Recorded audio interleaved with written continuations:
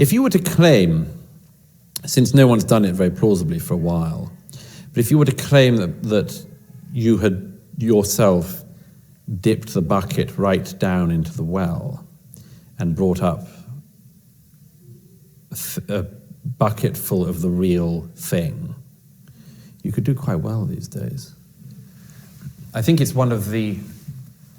I sensed in the debates with Sam and Jordan, I sensed that it was one of the things that was constantly hovering. I don't know if you agree, but constantly hovering over the events.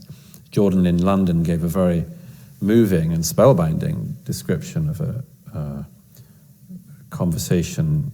The sort of prophet nature of the two of them, you mean? Yes, specifically focusing on Jordan, I think. I think that Sam's followers and admirers,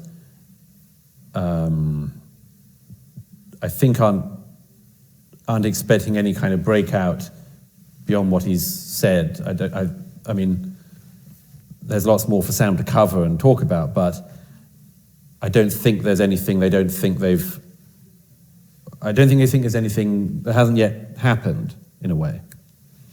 And I thought that when Jordan started describing in London a conversation with a figure of what he saw as God the Father, you could sense in the audience a feeling of, is something going to happen now? It was a spellbinding moment. But there's something, it just goes back to the point I was trying to make, is that a plausible attempt to reassert a set of very basic truths and claims that religions have always made, we're very ripe for that at the moment. And my own view is that we're quite lucky that some total charlatan and shit hasn't come along with enormous power already to do that.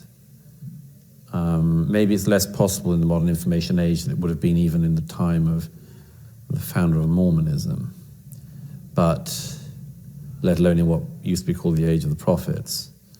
But it's always there, isn't it? And if you have things like massive societal upheaval or war or catastrophic events, we're all totally available, aren't we?